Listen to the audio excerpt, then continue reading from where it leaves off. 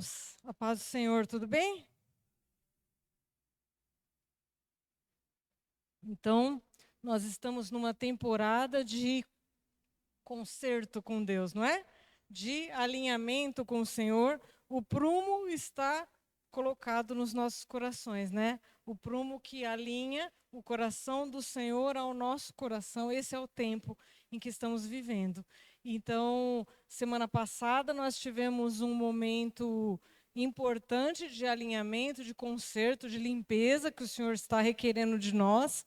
E qual foi o tema da semana passada?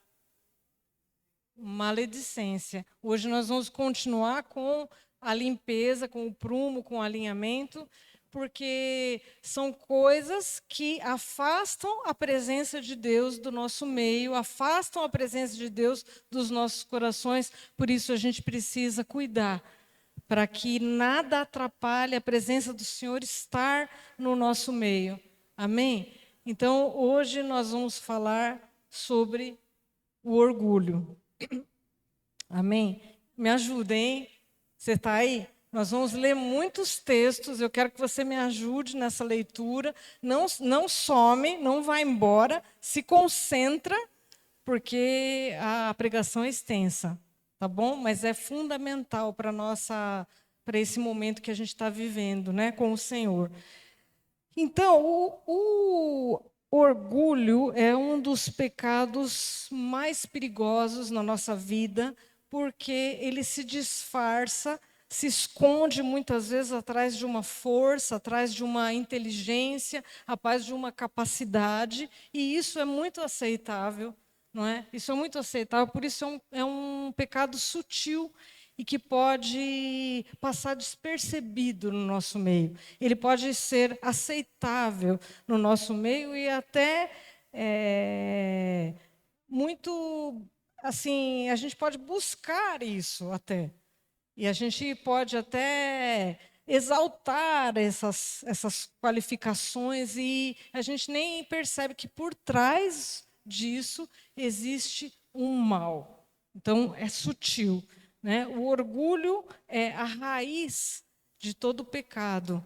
A raiz de todo pecado começa no orgulho, porque foi o orgulho que tirou Satanás do céu, porque foi o orgulho que tirou Adão e Eva do jardim.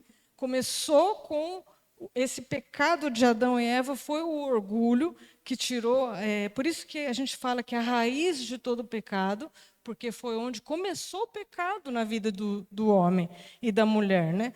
Deus odeia o pecado, Deus rejeita esse orgulho, porque todo orgulhoso está dizendo para si mesmo, de muitas maneiras, né? Mas é como se ele estivesse dizendo: eu sou Deus e eu não preciso de Deus. O orgulhoso acaba dizendo isso com as suas atitudes e no seu coração, dizendo que ele é como Deus, dizendo que ele não precisa de Deus.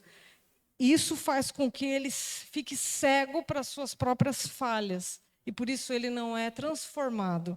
Por isso ele se torna uma pessoa que não se corrige nunca. Afinal de contas, ele não tem necessidades, ele não tem falhas. E por isso ele não precisa de correção. E por isso ele não é transformado. O orgulho nos coloca do lado oposto de Deus, e por isso nós não experimentamos a boa, perfeita e agradável vontade de Deus. Estamos vivendo no lado oposto do Senhor. E a Bíblia nos ensina que o orgulho precede a destruição, o orgulho precede a queda. Então, isso é um resumão, assim, só para a gente iniciar, só para te dar um gosto daquilo que a gente vai falar, e nós vamos nos aprofundar um pouco mais sobre cada ponto desse daí, né? Primeiro, começando com a definição do que é o orgulho. Então, o orgulho é um conceito elevado ou exagerado de si próprio, um amor próprio demasiado, soberba, arrogância e presunção, sendo considerado a raiz de todo pecado e uma abominação a Deus. Próximo. Ele leva à autossuficiência, o desprezo pelo próximo e a crença de que não se precisa da ajuda de Deus, resultando na destruição. Então, esses são um resumo, né, do que significa, qual é o conceito básico do que significa o orgulho, né, e a raiz do pecado, então, que foi a origem do pecado lá no jardim, né, e é descrito, então, como colocar a sua própria vontade acima da vontade de Deus. Então, o orgulho é isso, irmãos. Você já pensou nisso? Colocar a sua vontade acima da vontade de Deus. Esse é o orgulho. E foi por isso que Adão e Eva, então, caíram nesse pecado. Essa foi a razão da queda no jardim do Éden. A tentação ali no jardim foi: você será como Deus. A serpente chegou para Eva e propôs isso para ela: você será como Deus. E ela caiu nessa tentação, então, né? Então, esse é o pecado original. Colocar a nossa vontade acima da vontade de Deus. E é por isso que o orgulho é a raiz de todo pecado, então. E aí, a raiz de todo pecado. A natureza do homem, então, depois da queda, passou a ser de dominar, de controlar, de mandar e de se sobressair. A partir daí, a partir da queda, a partir do pecado original, a natureza de todo homem é essa: é de dominar, é de controlar, é de mandar, é de sobressair. Veja bem se isso não nos pegou, a todos nós. Afinal, nós somos provenientes desse gene, né, de Adão e Eva. Nós viemos dessa semente do mal.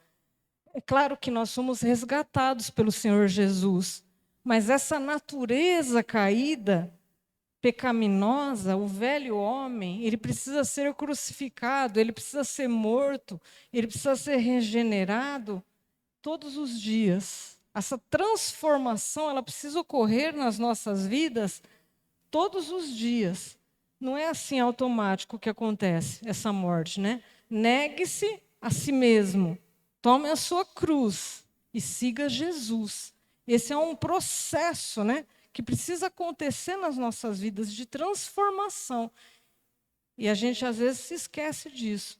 Mas o fato é que, em menor ou em maior grau, todos nós somos acometidos por esse tipo de pecado, por esse pecado original, que é o orgulho. A natureza básica e a nossa tendência natural, devido à queda, devido ao pecado original, é essa: é de mandar, é de sobressair, é de dominar, é de controlar, devido a ao resultado do pecado original, né? Esse foi o pecado de Lúcifer, então. Lá em Isaías, nós temos a descrição, Isaías 14, acho que eu não tenho aqui, mas tem a descrição da queda de Lúcifer, né, do céu. Então, ali a Bíblia descreve como Lúcifer caiu, caiu do céu e foi transformado em Satanás. O diabo era um anjo de luz, estava diante do Senhor o adorando. E ele caiu justamente no orgulho. E diz o texto que ele falava para si mesmo: subirei aos céus, erguerei o meu trono acima das estrelas de Deus. Eu me assentarei no monte da Assembleia, no ponto mais alto do Monte Santo. Subirei mais alto que as mais altas nuvens. Serei como o Altíssimo. Essa é a frase de Lúcifer. E por isso ele caiu. O orgulho precede a queda. O orgulho vem antes da destruição. Deus odeia o orgulhoso. Deus abomina o orgulho, né? Então, essa é a natureza que a gente precisa lidar, que a gente precisa lutar contra ela, sabendo que todos nós estamos sujeitos, estamos tendendo a isso. Nós precisamos, então, lutar contra esse tipo dessa natureza, né, que nós herdamos lá de Adão e Eva, né? É uma aversão a Deus, aversão de Deus. O texto de Provérbios 16:5 diz assim: o Senhor detesta os orgulhosos de coração, sem dúvida, serão punidos. Irmãos, nós necessitamos de transformação genuína e constante. A nossa natureza caída, pecaminosa, do velho homem, precisa ser morto, precisa ser crucificada, essa natureza. E ela é de glória em glória, ela precisa ser progressiva. Então, uma vez que aceitamos Jesus e entregamos a nossa vida para Ele, nós somos salvos, amém? Mas a nossa natureza caída, a tendência, o velho homem, a natureza pecaminosa do pecado, ela precisa ser morta diariamente, até que cheguemos à altura do varão, a altura do varão perfeito, Cristo Jesus. E isso acontece diariamente nas nossas vidas. E nós vamos nos aperfeiçoando de glória em glória, né? De glória em glória. Então, necessitamos de transformação, até que a gente possa resgatar essa imagem e semelhança de Cristo em nós, até que o Senhor resplandeça a sua glória em nós e a gente possa refletir a imagem e semelhança do nosso Criador.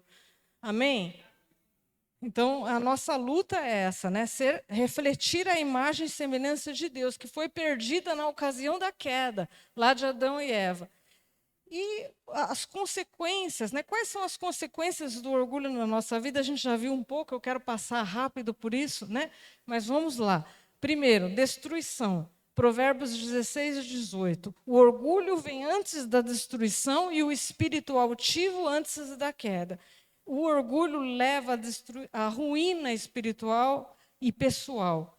Oposição de Deus, Tiago 4:6. Deus resiste aos soberbos, mas dá graça aos humildes. Então, esse texto nos diz que o orgulho coloca a pessoa em oposição direta a Deus. Deus resiste, Deus se opõe aos orgulhosos. Quem quer viver uma resistência de Deus, né?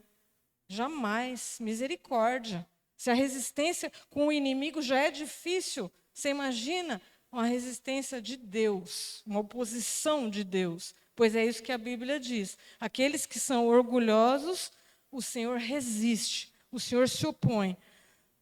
Engano. Obadias 1:3. A arrogância do seu coração o tem enganado. Você que vive na cavidade das rochas e constrói sua morada no alto dos montes.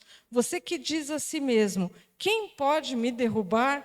Olha só o que o orgulhoso, o que o soberbo, o que o arrogante diz: eu estou protegido, eu estou seguro. Isso é engano, porque a palavra de Deus diz que o Senhor se opõe aos orgulhosos, diz que o orgulho precede a queda, não é? E esse daqui está achando que está seguro. Engano. Muitas vezes estamos enganados dentro do nosso orgulho, né? Orações não atendidas. Jó 35:12.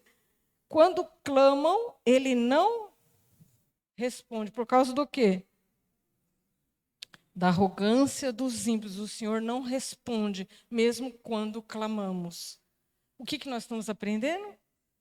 As consequências do orgulho. Destruição. Oposição de Deus. Engano. Orações não atendidas. Impede o arrependimento. Por quê? Porque aquele que se arrepende é aquele que necessita de perdão, né? Se eu admito que eu sou pecadora, que eu tenho erros e falhas, que eu cometo falhas, cometo erros, que eu peco, eu preciso me arrepender para receber o perdão, né? Mas o orgulhoso não acha que comete falhas, que comete pecados. Ele não acha que ele é pecador. Ele acha que ele não tem defeitos. Por que ele vai se arrepender, então? Não tem necessidade de arrependimento aquele que não peca. Não é verdade? O orgulho impede o arrependimento. 1 João 1:8. Se afirmamos que estamos sem pecado, enganamo-nos a nós mesmos e a verdade não está em nós. Então, o orgulho impede de reconhecer a nossa própria condição diante de Deus.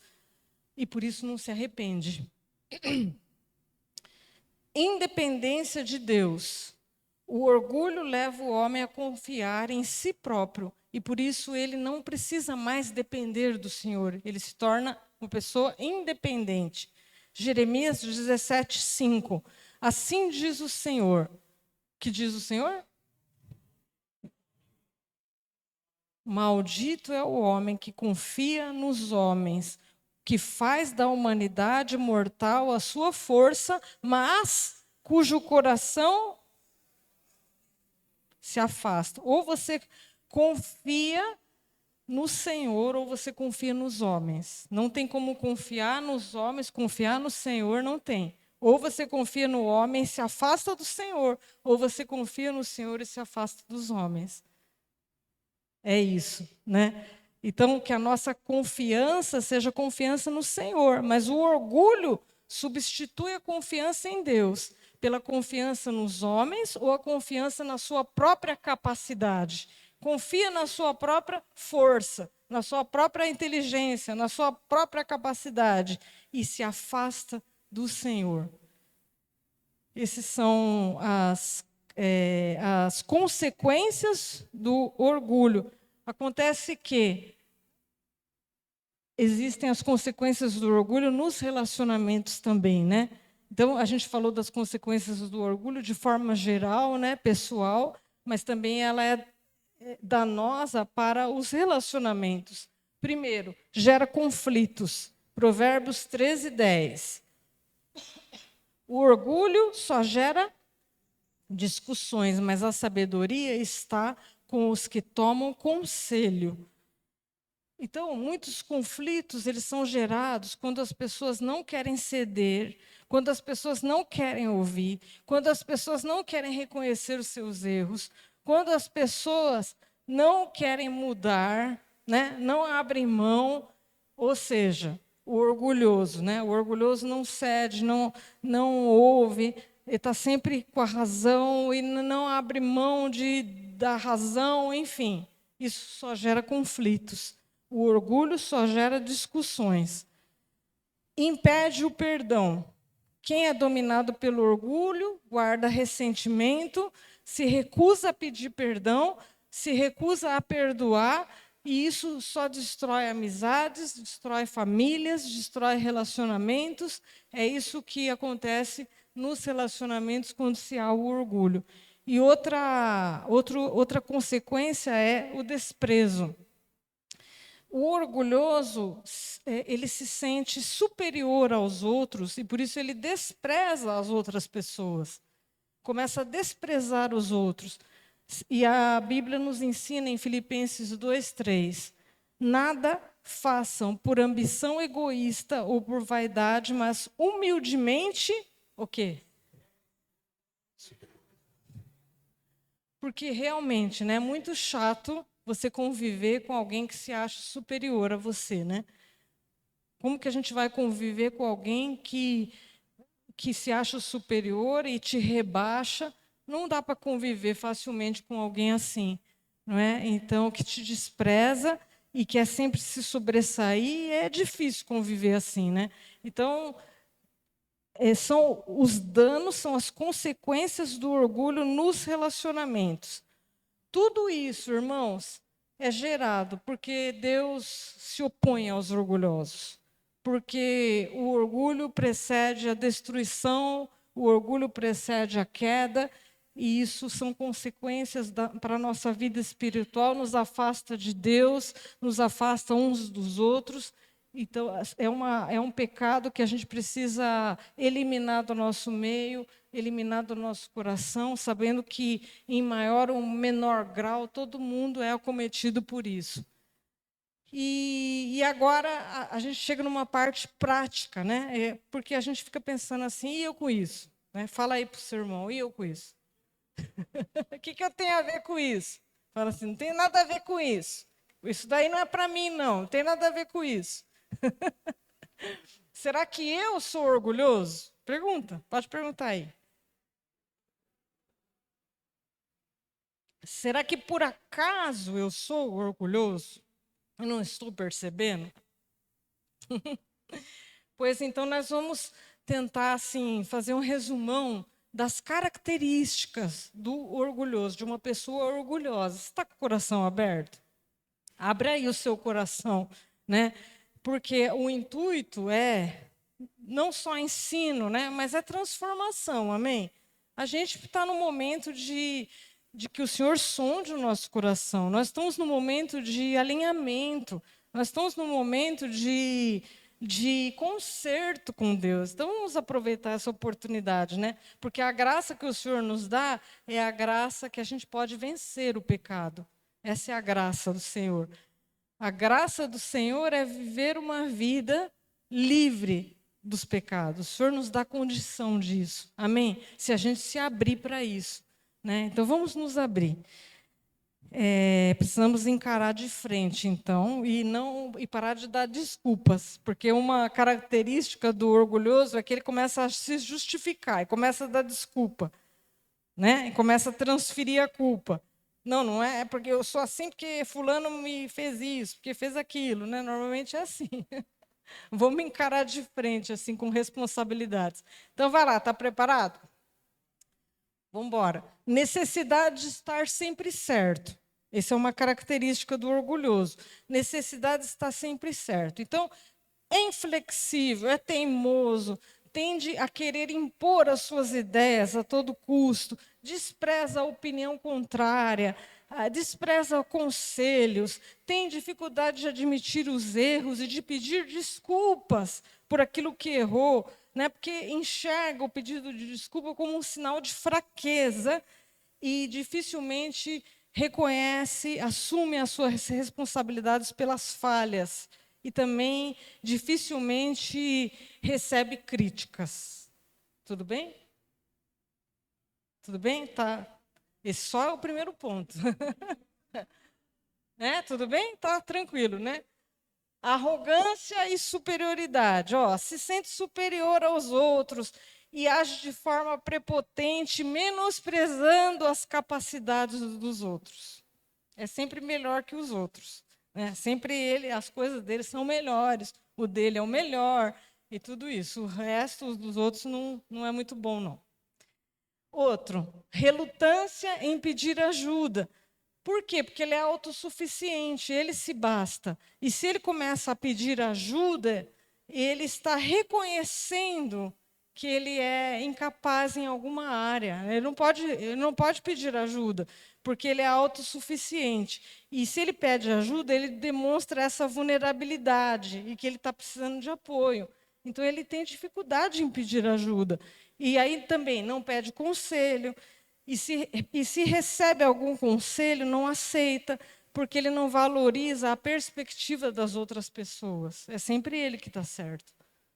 Tudo bem? Está se vendo aí em algum ponto? Viu? Às vezes a gente pensa assim, puxa, se aquele irmão tivesse vindo hoje, era para ele. Não, não, é para você mesmo. A ideia é para a gente. Tudo bem? Ó, reação defensiva. O que é isso?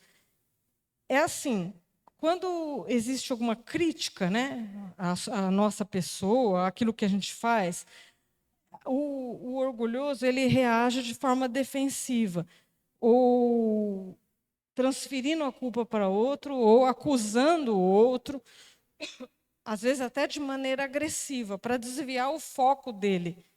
Né? O problema não é meu, o problema é daquele. Não, eu não fiz isso porque sabe, uma reação assim na defensiva, ele fica tentando tirar o foco dele mesmo, né? O problema não sou eu, o problema é o que fizeram, o problema é aquele outro. Eu fiz isso porque, sabe, fica dando essas desculpas, essas justificativas, é uma reação defensiva também. Necessidade, não assume, né? Não assume as responsabilidades. Necessidade de dominar as conversas. Fala muito sobre si mesmo, não consegue ouvir e não tem empatia, porque foca nas suas próprias necessidades. Você já viu alguém assim? Que quando a pessoa está falando dele, do outro, né? O orgulhoso está ouvindo, ele desliga, ele nem sabe mais o que está falando. Aí ele continua a conversa falando dele. Assim, parece que nem ouviu o que você falou, ele continua a conversa falando dele. Tem a necessidade de dominar as conversas. Próximo. competitividade, é sempre uma relação de ganhar ou perder, está sempre competindo com o outro, né? Desprezo por certas tarefas, tarefas que ele imagina que são aquém da sua capacidade, do seu nível. Isso daí não. Isso daí, para mim, é muito abaixo daquilo que é a minha capacidade. Isso daí eu não vou me submeter, não, porque isso daí é me rebaixar. Não vou fazer, né? O que mais? É o sabe tudo. O sabe tudo é aquele que já não consegue aprender nada. Quando alguém vem ensinar alguma coisa, ele já sabe de tudo, ele já ouviu, ele já conhece, ele já experimentou, e aí ele também se desliga. A hora que alguém está tentando ensinar alguma coisa, ele já foi para outro lugar, porque ele já sabe. E ao invés dele aprender, ele que quer ensinar. Ele tem a necessidade de ensinar tudo, ensinar sempre alguma coisa para todo mundo. Ser extremamente crítico. Então, assim, ao mesmo tempo que ele não aceita críticas, ele critica as pessoas. Ele que começa a criticar, porque ele aponta as falhas e as fraquezas nas pessoas. É muito mais fácil ver as fraquezas dos outros do que ver em nós mesmos, né? Isso é um ponto muito forte no orgulhoso também. E não se submeter a autoridades. Então, isso pode acontecer em qualquer nível, em qualquer área, né? Às vezes no emprego, às vezes até na família, né? Nas igrejas.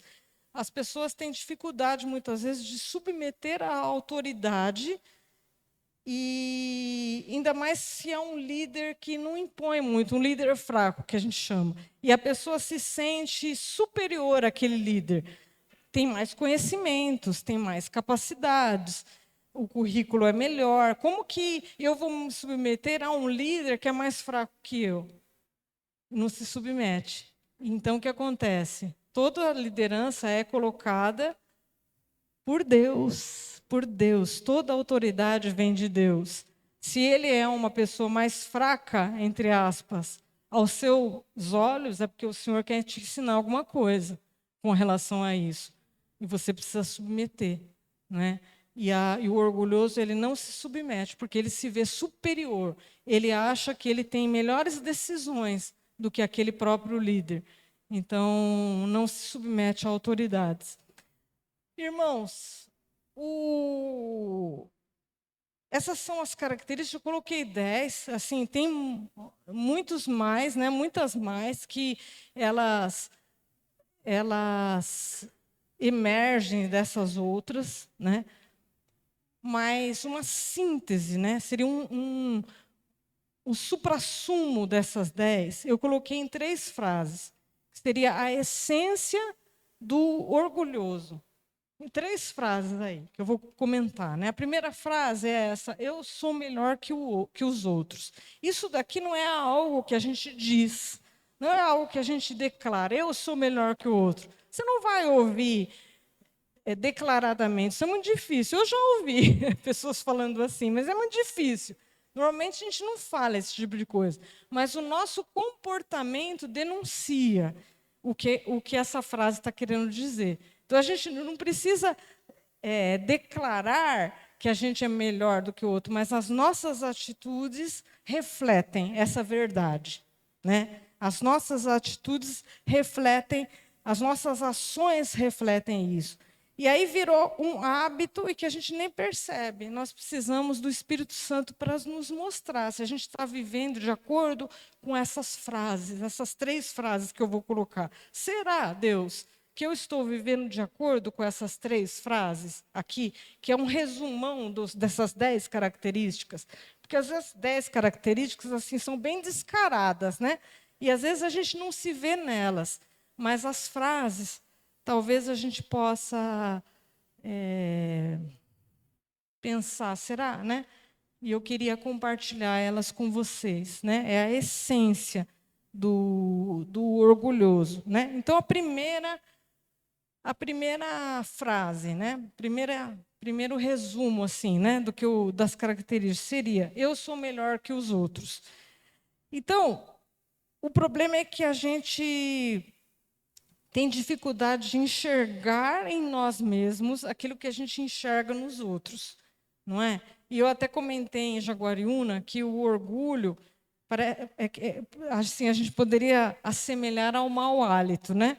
A gente não consegue saber se a gente tem mau hálito, mas todo mundo ao nosso redor sabe que a gente tem, né? Todo mundo está sabendo, mas também é uma coisa que a gente não comenta muito assim, né? O fulano ali é orgulhoso, né? Fulano ali tem mau hálito, você não chega muito perto, né? Não é uma coisa que a gente comenta assim, né? E a gente que tem o mau hálito, a gente também não sabe que tem. Então é uma coisa sutil, né? E a gente muitas vezes a gente não percebe que tem. E, e, e essa frase, né? Eu acho que eu sou melhor do que os outros. Muitas vezes a gente pensa que aquilo que a gente faz, o nosso desempenho, o nosso trabalho, o nosso serviço, aquilo que a gente faz diante dos outros determina quem nós somos.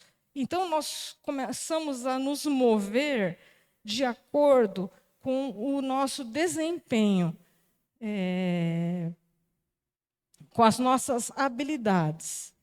E a nossa segurança começa a ser no nosso bom desempenho naquilo que fazemos, nas habilidades que desenvolvemos. E a gente começa a se mover por isso, né? E nós nos esquecemos de que nós não temos nada sem ser aquilo que nos foi dado pelo Senhor. Tudo que nós temos, irmão, vem do Senhor. Nós não temos nada pela nossa própria capacidade. Tudo o que temos vem do Senhor. Olha o que esse texto de 1 Coríntios 4, 6 e 7 nos diz. Assim, ninguém se orgulha a favor de um homem em detrimento de outro, pois quem torna você diferente de qualquer outra pessoa, o que você tem que não tenha recebido? E se o recebeu, por que se orgulha como se assim não fosse? Tudo que nós temos vem do Senhor. Tudo que recebemos vem dele. Todos os dons, todos os talentos, todas as suas capacidades, tudo aquilo que você conquistou vem do Senhor. A força que você tem, a inteligência que você tem, os recursos que você adquiriu, tudo isso vem do Senhor. Por que a gente vai se orgulhar se é algo que você recebeu, não é algo que você se esforçou para ter, é algo que o Senhor te deu e foi de graça, e foi pela graça do Senhor? Por que a gente vai se orgulhar disso? Então, tudo muda quando a gente entende que o nosso objetivo não é a gente se destacar, não é a gente deixar uma marca pessoal no mundo, mas é fazer com que a marca que o Senhor Jesus deixou, essa sim precisa ser conhecida. Esse é o nosso objetivo, fazer com que Jesus seja conhecido. Aquele que deixou uma marca em nós, esse precisa ser conhecido, esse precisa ser exaltado. Olha só Jeremias 9, 23. O Senhor nos diz, assim diz o Senhor, não se glorie o sábio, nem o forte, nem o rico, mas o que se gloriar, glorie-se nisso. No quê?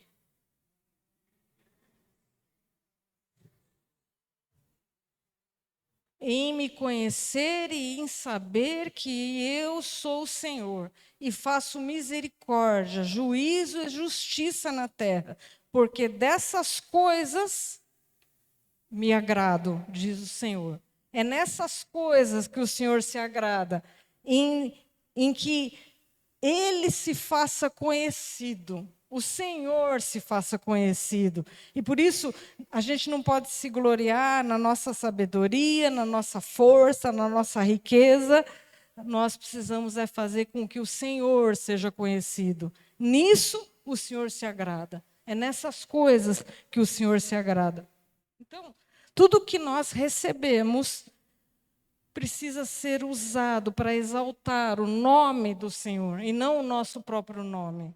se nós estamos usando aquilo que recebemos do Senhor para exaltar o nosso próprio nome, em detrimento dos irmãos, dizendo, eu sou melhor do que você, nós estamos em pecado. Misericórdia. Misericórdia. Os resultados daquilo que eu faço são frutos da graça de Deus sobre a minha vida e não do meu esforço. É a graça de Deus sobre mim e não sobre o meu próprio esforço, e não a minha força, e não a minha capacidade, e não a minha inteligência. Então, quando eu entendo isso, muda tudo. Então, quando eu me movo me orgulhando daquilo que eu faço em detrimento dos outros, dizendo, eu sou melhor do que você, porque eu faço isso, eu faço aquilo, e você não faz desse jeito, você não faz assim, eu faço melhor do que você, eu sou melhor do que você. Isso é sutil, irmãos, nós não estamos declarando isso abertamente, mas no coração, o Senhor esquadrinha os nossos corações, o Senhor conhece os nossos corações. Nos nossos corações estamos dizendo isso, nós estamos em pecado, o pecado do orgulho. Outra frase, eu não confio em Deus. É forte isso, hein? É forte, nós não declaramos isso abertamente, mas as nossas atitudes, muitas vezes, refletem isso. Podemos cantar que confiamos, podemos aconselhar as pessoas, ensinar as pessoas a confiar, podemos dizer que confiamos, mas se estamos nos apoiando no nosso próprio entendimento, isso quer dizer que nós não confiamos. Olha só o que Provérbios 3, 5 e 6 diz. Confie no Senhor de todo o seu coração e não se apoie em seu próprio entendimento. Reconheça o Senhor em todos os seus caminhos, e Ele endireitará as suas veredas. Se estamos nos apoiando no nosso próprio entendimento, quer dizer que não estamos confiando em Deus de fato.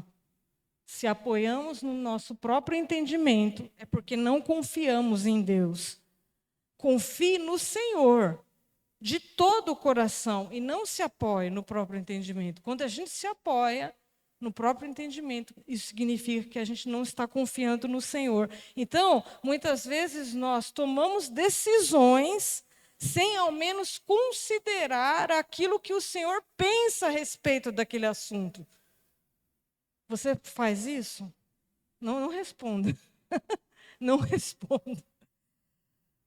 Isso demonstra, se a gente está fazendo isso, isso demonstra que o nosso coração não está apoiado em Deus, mas está apoiado em nós mesmos, naquilo que a gente acha certo, nos nossos próprios achares.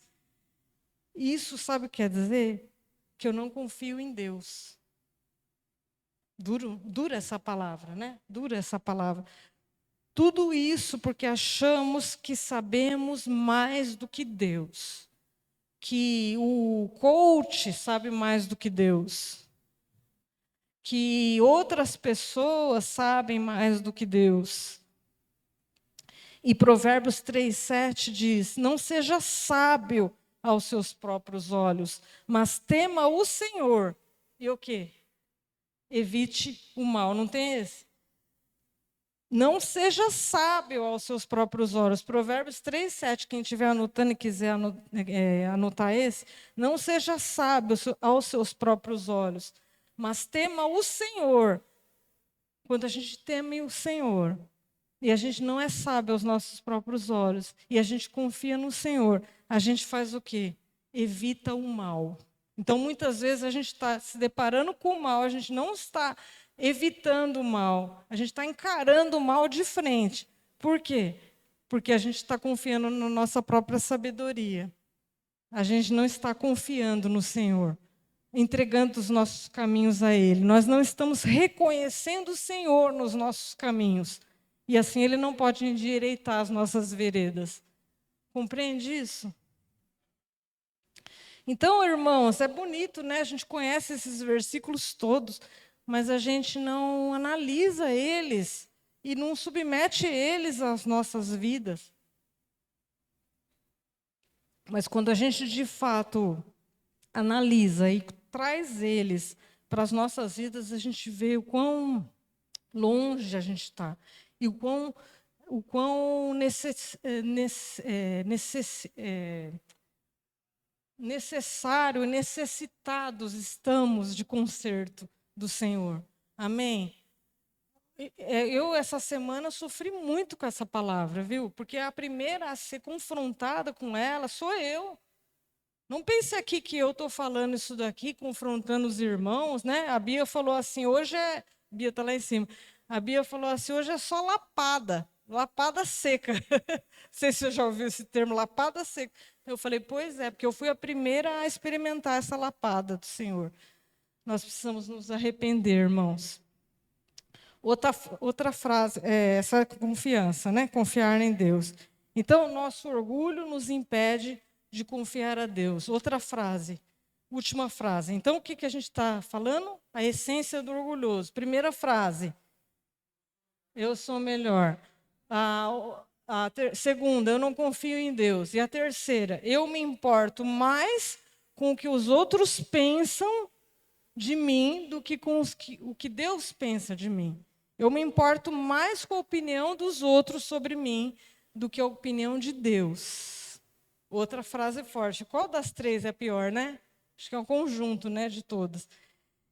Irmãos, essa frase aqui, quando eu me importo mais com o que os outros estão pensando, isso quer dizer que eu estou me movendo por aquilo que as pessoas estão dizendo sobre mim ou vão dizer sobre mim. Então, a gente pode dizer que o orgulho pode ser de várias formas, de várias coisas, né? Mas o orgulho das realizações, daquilo que eu faço, é um dos mais comuns das realizações, é um tipo de orgulho, né? E esse tipo de orgulho, ele me motiva a fazer algo pensando em quanto de elogio eu vou receber das pessoas. É o orgulho das realizações. E por isso eu me movo pensando em quanto de glória, em quanto de confete, em quanto de tapinha nas costas eu vou receber de aprovação se eu fizer determinada coisa de determinada maneira. Isso vai fazer com que eu me ache a grande responsável por aquela realização, por aquele projeto bem-sucedido. Eu estou me importando mais com o que os outros vão falar de mim, né? Então, aquele que está mais preocupado com a opinião dos outros do que a opinião de Deus, a Bíblia diz que cai em armadilhas. Olha só o que Provérbios 29 e 25 fala. Quem teme ao homem cai em armadilhas, mas quem confia no Senhor está seguro. Aquele que teme, aquele que se preocupa, aquele que busca a aprovação dos homens, aquele que se importa mais com aquilo que os homens estão pensando, que as pessoas estão pensando, cai em armadilhas. Então, quando a gente vive para agradar os outros, a gente vira escravo dos outros. Anota essa frase aí. Quando a gente vive para agradar as pessoas, a gente se torna escravo das pessoas, escravo das pessoas. E a gente se torna pessoas inseguras, instáveis, instáveis por quê? Porque a gente depende de agradar os outros. Se as pessoas chuparam limão naquele dia, estão com a cara feia, e ninguém vai te dar tapinha nas costas, você vai ficar para baixo. Se você não foi muito bem sucedido naquele dia e não te vieram te elogiar, você vai ficar para baixo. Assim, uma roda gigante emocional, ou uma, como fala? Montanha-russa emocional, sei lá. Não, a nossa confiança deve repousar em Deus. Ele não muda. Independente se a gente foi bem, se não foi bem, entendeu? Ele me ama, ele me aprovou já. Eu não preciso ficar provando nada para ninguém. Descansa no Senhor, esquece. Aquele que teme o homem cai em armadilhas, mas o que confia no Senhor está seguro. Você quer viver segurança? segurança emocional, então confia no Senhor, deposita a sua confiança nele, se importa mais com a opinião dele do que com a opinião das pessoas. Outro princípio importante para aquele que serve, olha só, Lucas 17:10. Essa deve ser a nossa frase. Assim também vocês, quando tiverem feito tudo o que lhes for ordenado, devem dizer: somos servos inúteis, apenas cumprimos o nosso dever. Servos inúteis. Se aguenta ouvir isso? Sou servo inútil? Se aguenta ouvir isso daí? É isso que deve ser o nosso alvo, sabe? A gente deve escutar isso. E de nós, primeiro de nós mesmos, sabe? Eu sou servo inútil, eu só fiz a minha obrigação. Eu só cumpri o meu dever que o Senhor requisitou de mim. Então, quando a gente realiza uma tarefa bem feita, quando a gente serve fielmente no ministério por um bom tempo, a nossa atitude deve ser essa: eu só cumpri a minha obrigação. Eu só fiz o que me mandaram fazer. Não mereço glória nenhuma. Não me orgulho disso, porque eu só fiz aquilo que me mandaram fazer. Pronto, sou um servo inútil. Sabe, isso daí, irmãos, num tempo em que vivemos, numa sociedade em que preza o eu no centro, é muito contramão, tá? Parece que muito na contramão, né? Parece que eu estou falando até uma heresia aqui. Mas a gente se esquece que o papel principal, o lugar principal, o trono, é ocupado por um só. O trono só tem um lugar, e é o do Senhor Jesus. Nós somos apenas participantes dessa história. E somos privilegiados, porque o Senhor nos convidou para participar da história dele. Sabe? Não somos nós que estamos no centro e chamamos o Senhor para participar. É o Senhor que está no centro. Ele que detém a história da humanidade. E ele nos convidou. E a gente foi inteligente de aceitar, né? Aceitamos participar, humildemente, aceitamos participar. Somos servos inúteis, só estamos cumprindo a nossa obrigação. Agora, no tempo em que vivemos, parece que a gente tem que estar no centro de tudo, né? Isso vai muito na contramão, mas esse é o verdadeiro evangelho. É isso que o Senhor requer de nós. Então, o nosso orgulho só ofende a Deus e as pessoas. Por isso que nós precisamos nos limpar. E em 1 Pedro 5, 6 e 7, diz que tem essa, Sá? 1 Pedro 5, 6 e 7. Humilhai-vos, portanto, sob a poderosa mão de Deus, para que ele, em tempo oportuno, vos exalte, lançando sobre ele toda a sua ansiedade, porque ele tem cuidado de vocês. Então, quando nos humilhamos diante de Deus e reconhecemos o nosso pecado, essa palavra nos diz que ele não só nos perdoa, mas ele nos transforma, ele tem cuidado de nós. Quando a gente se humilha diante da sua poderosa mão, quando a gente se humilha diante do Senhor, reconhecendo os nossos pecados e a nossa dependência dele, a nossa pequenez diante dele, o Senhor nos perdoa, mas o Senhor nos transforma. O Senhor nos transforma, o Senhor nos muda. E assim, quando a gente se arrepende genuinamente, as nossas atitudes vão mudar. E aquela atitude que você tinha de orgulho, de arrogância, de soberba, de prepotência, vai mudar. E essa mudança agora não é mais para que os outros vejam, mas é fruto de um coração que teme a Deus. É um fruto de um coração que está posicionado no lugar certo, sabe, rendido ao Senhor. Rendido aos pés do Senhor. Então, o nosso alvo aqui, irmãos, é buscar a intimidade. A intimidade não, a humildade.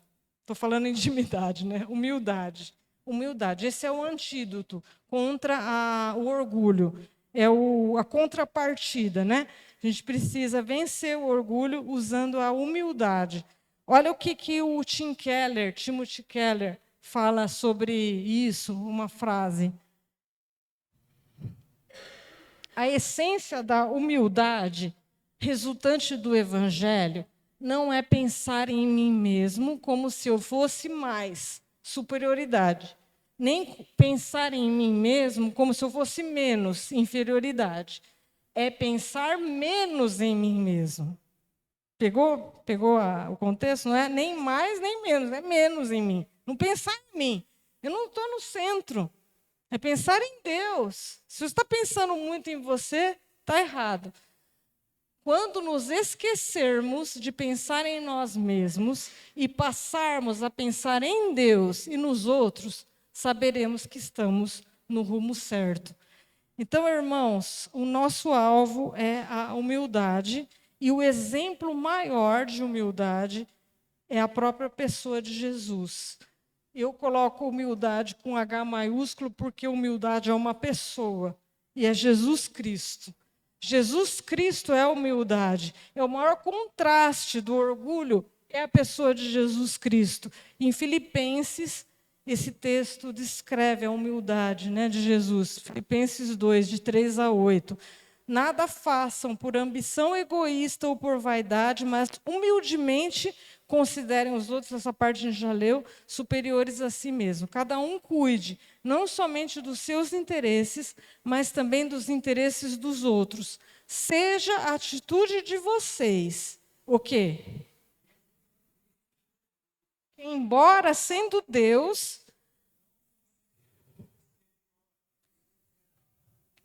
a apegar-se, mas esvaziou-se a si mesmo, vindo a ser servo, tornando-se semelhante aos homens, e sendo encontrado em forma humana, humilhou-se a si mesmo e foi obediente até a morte, e morte de cruz. Então, olha isso, que esse texto está nos dizendo que a nossa atitude deve ser a mesma de Cristo. Não faz sentido sermos chamados de cristãos se a nossa atitude não for a mesma de Cristo. Amém? Amém? Nós precisamos ser identificados como Cristo, se somos cristãos. Olha só a atitude de Cristo, então, que a gente deve imitar. Embora sendo Deus, ele não considerou que o ser Deus era algo que ele devia se orgulhar, que ele devia se apegar. Veja bem, a instância máxima, né? Se a gente acha que é alguma coisa aqui nessa terra e a gente se apega a isso e a gente se orgulha a isso, Deus sendo Deus, Jesus sendo Deus, não considerou que sendo Deus era algo que ele devia se orgulhar, que ele devia se apegar.